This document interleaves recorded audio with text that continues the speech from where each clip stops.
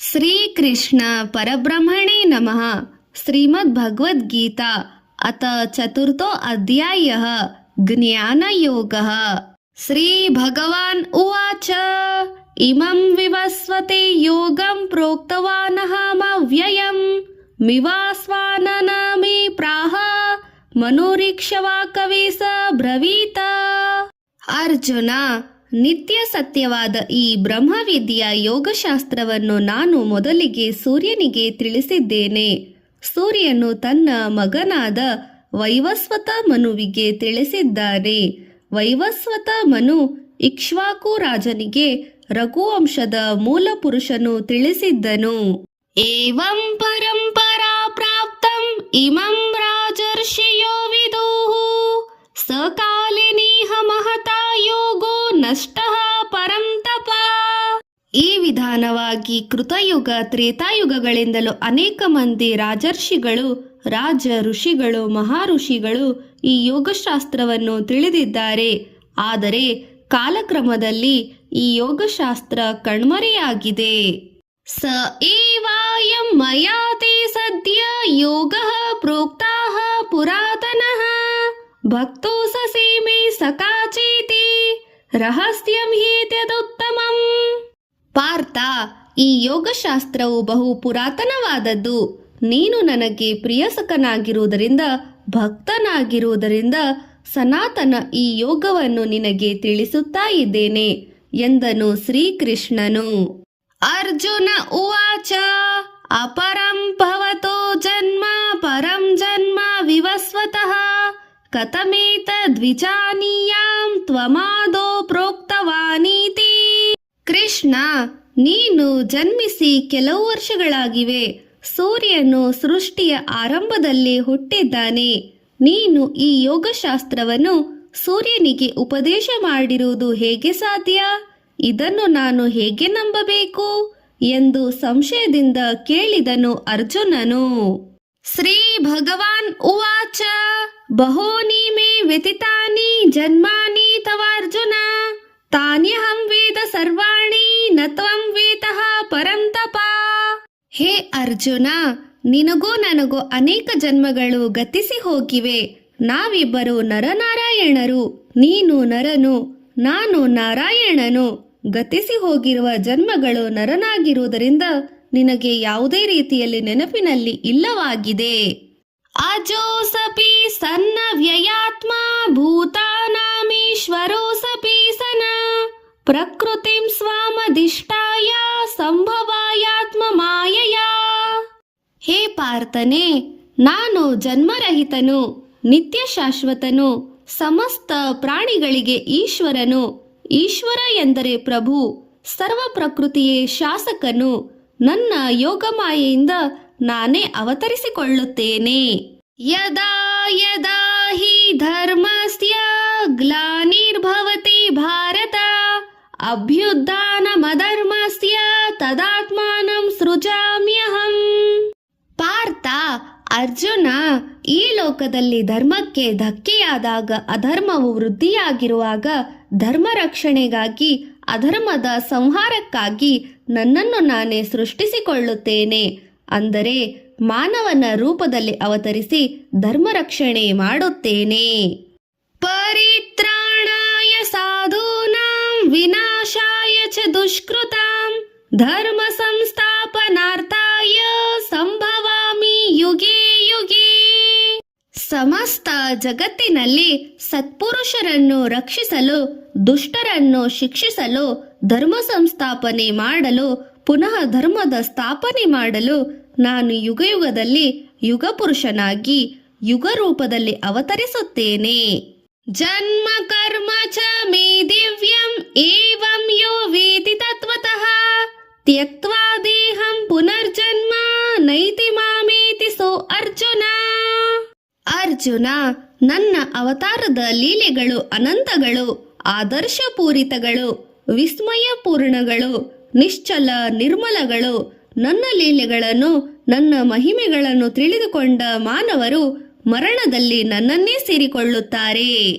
ವಿತರಾಗ ಭಯ ಕ್ರೋಧ ಮನ್ಮಯ ಮಾಮುಪಾಶ್ರಿತಃ ಬಹವೋ ಜ್ಞಾನ ತಪಸಾ ಪೂತಾ ಮದ್ಭಾವ ಭಾಗವತ. ಪೂರ್ವಕಾಲದಲ್ಲಿ ಅನೇಕ ಮಂದಿ ಭಕ್ತರು, ಮಹರ್ಷಿಗಳು, ಸಂತರು ಕಾಮ, ಕ್ರೋಧ, ಲೋಭ, ಮದ, ಮಾತ್ಸರ್ಯಗಳನ್ನು ವಿಸರ್ಜಿಸಿ ದೃಢ ಭಕ್ತಿಯಿಂದ ನನ್ನನ್ನು ಆಶ್ರಯಿಸಿ ಜ್ಞಾನ ಸಂಪನ್ನರಾಗಿ ಅಂತ್ಯಕಾಲದಲ್ಲಿ ನನ್ನಲ್ಲಿ ವಿಲೀನಗೊಂಡಿದ್ದಾರೆ. ಏಯತಾ ಮಾಂ ಪ್ರಪದ್ಯಂತೆ ತಾಂಸ್ತತೈವ ಭಜಾಮ್ಯಹಂ ಮಮ ವರ್ತಂತೆ ಮನುಷ್ಯಃ ಪಾರ್ಥ ಸರ್ವಶಃ. ಭಕ್ತರು ನನ್ನನ್ನು ಯಾವ ರೀತಿ ಸೇವಿಸಿ ನಂಬಿ ಪೂಜೆ ಮಾಡುವರೋ ನಾನು ಅದಕ್ಕೆ ತಕ್ಕಂತೆ ಅವರನ್ನು ಅನುಗ್ರಹಿಸುತ್ತೇನೆ. ದಂಭಾಚಾರದಿಂದ ತೋರಿಕೆಗಾಗಿ ಪೂಜಿಸುವ ಭಕ್ತರು ನನ್ನ ಅನುಗ್ರಹವನ್ನು ಪಡೆಯಲಾರರು. ಕಾಂಕ್ಷತಃ ಕರ್ಮಣಾಂ ಸಿದ್ಧಿಂ ಯಜಂತಂ ಇಹ ದೇವತಾಃ ಕ್ಷಿಪ್ರಂ ಹಿ ಮಾನುಷೇ ಲೋಕೆ ಸಿದ್ಧಿರ್ಭವತಿ ಕರ್ಮಜ. ಈ ಲೋಕದಲ್ಲಿ ಬೇಗ ಬೇಗ ಲಾಭಗಳನ್ನು, ಸುಖಗಳನ್ನು, ಅಧಿಕಾರಗಳನ್ನು ಬಯಸುವ ಜನರು ಸಹ ಇಹ ದೇವರುಗಳನ್ನು, ಬಾಬಾಗಳನ್ನು, ಸ್ವಾಮಿಗಳನ್ನು ಮುಂತಾದವರನ್ನು ಪೂಜೆ ಮಾಡುತ್ತಾರೆ. ನಿಶ್ಚಲ, ನಿತ್ಯ, ಶಾಶ್ವತಾನಂದ, ಸುಖ, ಸಂತೋಷವನ್ನು ಬಯಸುವ ಜ್ಞಾನಿಗಳು ನನ್ನನ್ನೇ ನಂಬಿ ಪೂಜಿಸುತ್ತಾರೆ. ನಾನು ಅವರನ್ನು ಸಂರಕ್ಷಿಸಿ ಕಾಪಾಡುತ್ತೇನೆ. ಚಾತುರ್ವರ್ಣ್ಯಂ ಮಯಾ ಸೃಷ್ಟಂ ಗುಣಕರ್ಮ ವಿಭಾಗಶಃ ತಸ್ಯ ಕರ್ತಾರಮಪಿ ಮಾಂ ವಿಧೇಯ ಕರ್ತಾರಮವ್ಯಯಂ. ಗುಣ ಹಾಗೂ ಮಾಡುವ ಕರ್ಮಗಳ ಆಧಾರದ ಮೇಲೆ 4 ವರ್ಣಗಳನ್ನು ನಾನೇ ಸೃಷ್ಟಿ ಮಾಡಿದ್ದೇನೆ. ವರ್ಣ ವಿಭಾಗಕ್ಕೆ ನಾನೇ ಕಾರಣನಾದರೂ ನನ್ನನ್ನು ಅಕರ್ತುವೆಂದು ತಿಳಿ. ನ ಮಾಂ ಕರ್ಮಾಣಿ ಲಿಪ್ಪಂತಿ ನ ಮೇ ಕರ್ಮಫಲೇ ಸ್ಪೃಹಾ ಇತಿ ಮಾಂ ಯೋಸಬಿ ಜಾನಾತಿ ಕರ್ಮರ್ಭಿರ್ನ ಸಭ್ಯತೆ. ನನಗೆ ಕರ್ಮ ಫಲಾಪೇಕ್ಷೆ ಇಲ್ಲ.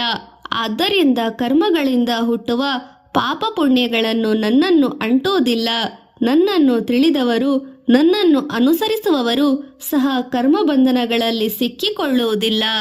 ಏವಂ ಜ್ಞಾತ್ವಾ ಕೃತಂ ಕರ್ಮ ಪೋವೈರಪಿ ಮುಮುಕ್ಷಿಭಿಃ ಕುರು ಕರ್ಮೇವ ತಸ್ಮಾತ್ ತ್ವಂ ಪೂರ್ವಾಂತರಂ ಕೃತಂ. ಪ್ರಾಚೀನ ಮಹರ್ಷಿಗಳು, ತಪಸ್ವಿಗಳು, ಮೋಕ್ಷ ಸಾಧಕರು ನನ್ನ ತತ್ವರಹಸ್ಯಗಳನ್ನು ತಿಳಿದು ಕರ್ಮಯೋಗಿಗಳಾಗಿ ನನ್ನನ್ನು ಸೇರಿದರು.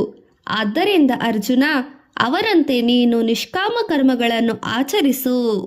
ಕಿಂ ಕರ್ಮ ಕಿಮಕರ್ಮೇತಿ ಕವಯೋಸಪ್ಯತ್ರ ಮೋಹಿತಾಃ ತತೇ ಕರ್ಮ ಪ್ರವಕ್ಷ್ಯಾಮಿ ಯಜ್ಞತ್ವಾ ಮೋಕ್ಷತೆ ಸ ಶುಭಾತ್. ಪಾರ್ಥ, ಕರ್ಮ ಎಂದರೇನು, ಅಕರ್ಮ ಎಂದರೇನು ಎನ್ನುವ ವಿಷಯದಲ್ಲಿ ಪಂಡಿತರು ಸಹ ಗೊಂದಲಕ್ಕೆ ಒಳಗಾಗುತ್ತಿದ್ದಾರೆ. ಕರ್ಮಗಳ ಬಗ್ಗೆ ವಿವರಿಸುತ್ತೇನೆ, ಕೇಳು. ಕರ್ಮಣ್ಯೋಯಪಿ ಭೂತವ್ಯಂ ಚ ವಿಕರ್ಮಣಃ ಅಕರ್ಮಣಶ್ಚ ಭೂತವ್ಯಂ ಗಹನಾ ಕರ್ಮಣೋ ಗತಿಃ. ಕರ್ಮ ತತ್ವವನ್ನು, ಅಕರ್ಮ ತತ್ವವನ್ನು ಮತ್ತು ವಿಕರ್ಮ ಲಕ್ಷಣಗಳನ್ನು ತಿಳಿಯಬೇಕು. ಯಾಕೆಂದರೆ ಕರ್ಮ ತತ್ವವು ಅತಿ ನಿಗೂಢವಾಗಿದೆ. ಕರ್ಮಣ್ಯ ಕರ್ಮಯಃ ಪಶ್ಯತಿ ಅಕರ್ಮಣಿ ಚ ಕರ್ಮಯಃ ಸ ಬುದ್ಧಿಮಾನ್ ಮನುಷ್ಯೇಷು ಸಂಯುಕ್ತಃ ಕೃತನ್ನ ಕರ್ಮಕೃತ. ಕರ್ಮದಲ್ಲಿ ಅಕರ್ಮವನ್ನು, ಅಕರ್ಮದಲ್ಲಿ ಕರ್ಮವನ್ನು ಕಾಣುವವನು ಮನುಷ್ಯರಲ್ಲಿ ಉತ್ತಮನು. ಇಂಥವನನ್ನೇ ಯೋಗಿ ಎಂದು ನಾವು ಕರೆಯಬೇಕು. ಯಸ್ಯ ಸರ್ವೇ ಸಮಾರಂಭಃ ಕಾಮ ಸಂಕಲ್ಪ ವರ್ಜಿತಃ ಜ್ಞಾನಾಗ್ನಿ ದಗ್ಧ ಕರ್ಮಾಣಂ ತಮಾಹುಂ ಪಂಡಿತಂ ಬುಧಾಃ. ಯಾರ ಕರ್ಮಗಳು, ಕೆಲಸಗಳು ಶಾಸ್ತ್ರ ಸಮ್ಮತವಾಗಿದ್ದು ದುರಾಶಾ ಸ್ವಾರ್ಥ ಪೂರಿತವಾಗಿ ಇರುವುದಿಲ್ಲವೋ, ಯಾರ ಕರ್ಮಗಳು ಜ್ಞಾನವೆಂಬ ಅಗ್ನಿಯಲ್ಲಿ ದಗ್ಧವಾಗುವವೋ ಅಂಥ ವ್ಯಕ್ತಿಯನ್ನು ಜ್ಞಾನಿಯಾಗಿ ತಿಳಿಯಬೇಕು. ತ್ಯಕ್ತ್ವಾ ಕರ್ಮ ಫಲಾಸಂಗಂ ನಿತ್ಯ ತೃಪ್ತೋ ನಿರಾಶ್ರಯಃ ಕರ್ಮಣ್ಯಾಪಿ ಪ್ರವೃತ್ತೋಸಪಿ ನೈವ ಕಿಂಚಿತ್ ಕರೋತಿ ಸಹ.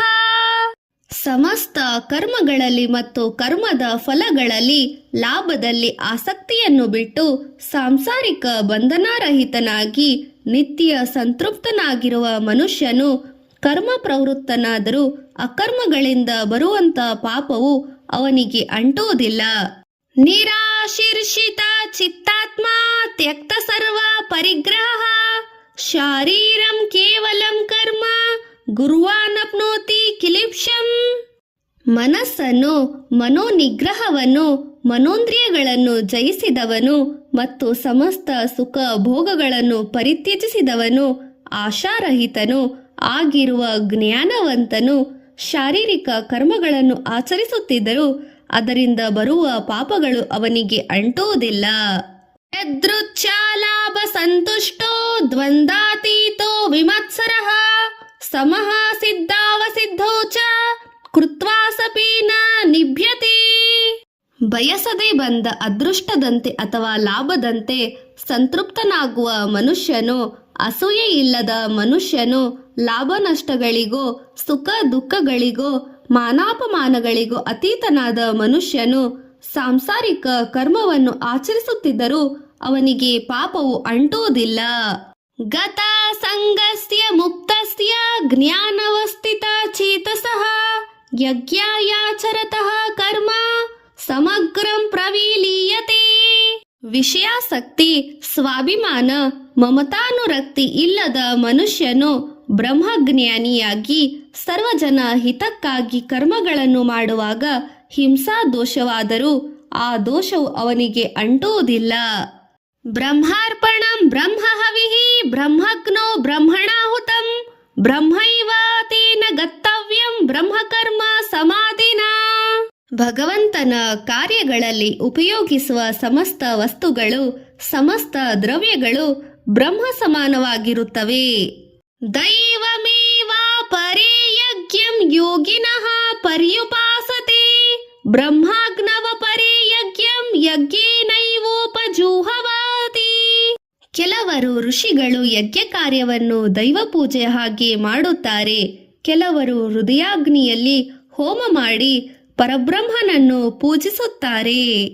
ಶ್ರೋತ್ರಾದೀನಿಂದ್ರಿಯಾಣೀನ್ಯ ಸಂಯಮಾಗ್ನಿಷು ಜುಹ್ವತಿ ಶಬ್ದಾದೀನ ವಿಷಯಾನನ್ಯ ಇಂದ್ರಿಯಾಗ್ನಿಷು ಜುಹ್ವತಿ.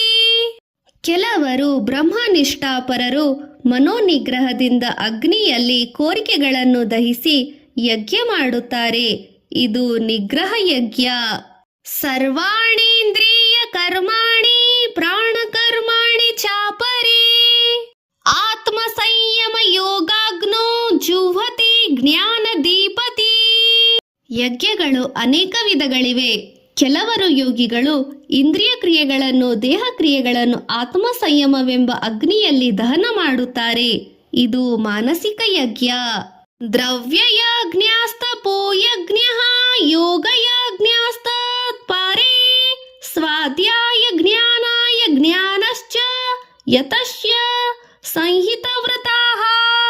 ಕೆಲವರು ಸುಮೇಧಗಳಿಂದ ಯಜ್ಞ ಮಾಡುತ್ತಾರೆ. ಇನ್ನು ಕೆಲವರು ತಪೋಯಜ್ಞ ಮಾಡುತ್ತಾರೆ. ಕೆಲವರು ಅಹಿಂಸಾ ಯಜ್ಞ ಮಾಡುತ್ತಾರೆ. ಇನ್ನೂ ಕೆಲವರು ಜ್ಞಾನಗಳಿಗೆ ಯಜ್ಞ ಮಾಡುತ್ತಾರೆ. ಯಜ್ಞವೆಂದರೆ ಪೂಜೆ, ಯಜ್ಞವೆಂದರೆ ದೀಕ್ಷೆ, ಯಜ್ಞವೆಂದರೆ ಅರ್ಚನೆ.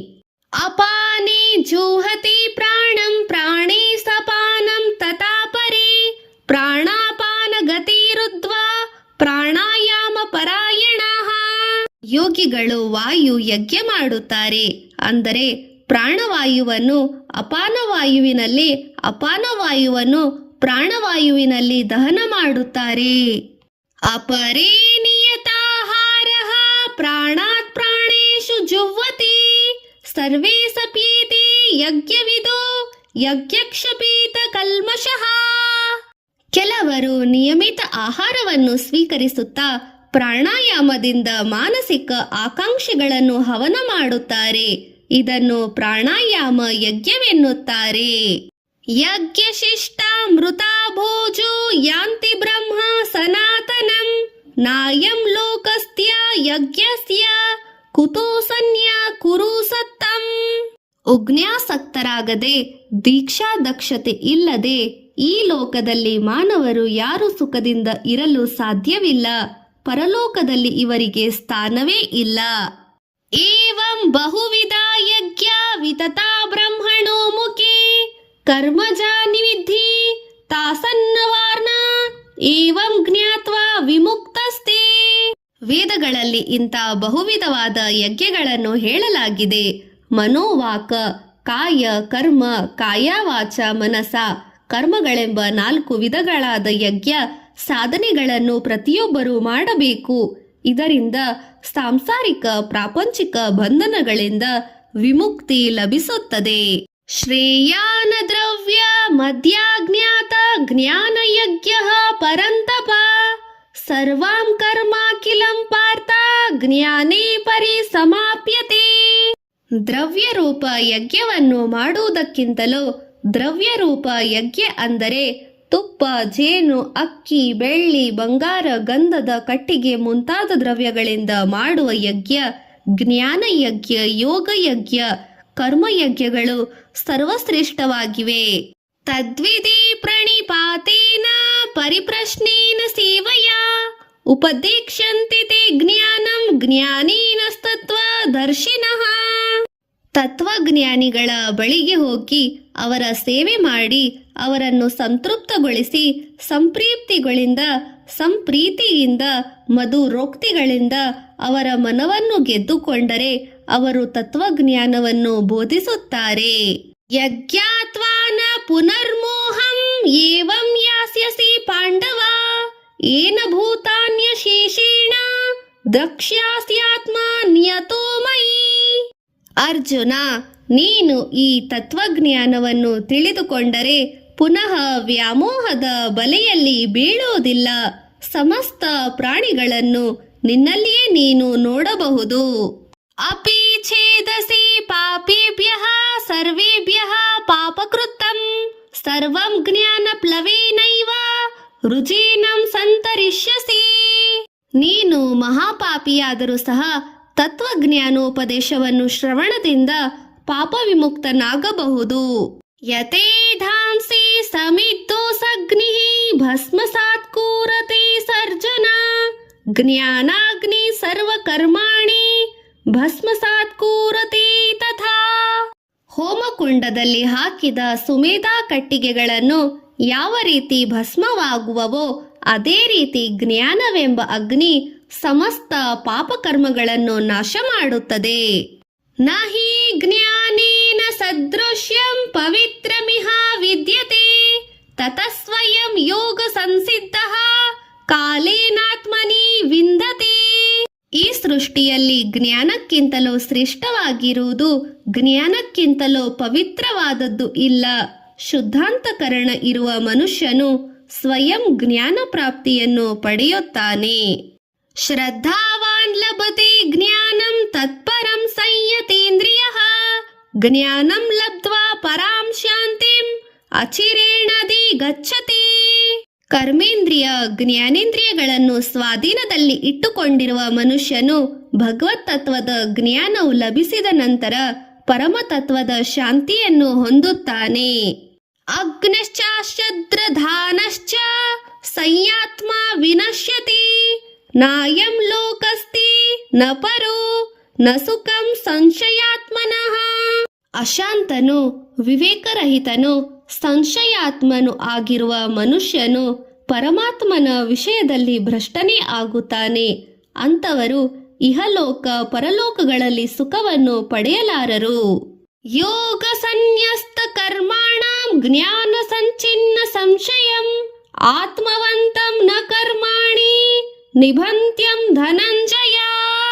ವಿಧಿಯುಕ್ತವಾಗಿ ಕರ್ಮಗಳನ್ನು ಆಚರಿಸುತ್ತಾ ಕರ್ಮಫಲಗಳನ್ನು ಪರಮಾತ್ಮನಿಗೆ ಅರ್ಪಣೆ ಮಾಡುತ್ತಾ ವಿವೇಕ ಬುದ್ಧಿಯಿಂದ ಸಂಶಯಾತ್ಮನಾಗದೆ ತನುಮನಗಳನ್ನು ತನ್ನ ವಶದಲ್ಲಿಟ್ಟುಕೊಂಡು ಬದುಕು ಸಾಗಿಸುವ ವ್ಯಕ್ತಿಯನ್ನು ಕರ್ಮಗಳು ಬಂಧಿಸುವುದಿಲ್ಲ. ತಸ್ಮಾದಜ್ಞಾ ಸಂಭೂತಂ ವೃತ್ತಂ ಜ್ಞಾನಸ್ಥೀನಾತ್ಮನಃ ಚಿದ್ವನ್ನಂ ಸಂಶಯಂ ಯೋಗಂ ಆತಿಷ್ಠೋತಿಷ್ಠ ಭಾರತ.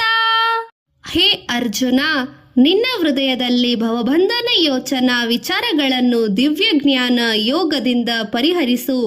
ನಿನ್ನ ಕರ್ತವ್ಯವನ್ನು ಗುರುತಿಸಿ ಯುದ್ಧಕ್ಕೆ ಸಿದ್ಧನಾಗು ಎಂದು ಶ್ರೀಕೃಷ್ಣನು ಅರ್ಜುನನಿಗೆ ಹೇಳಿದನು.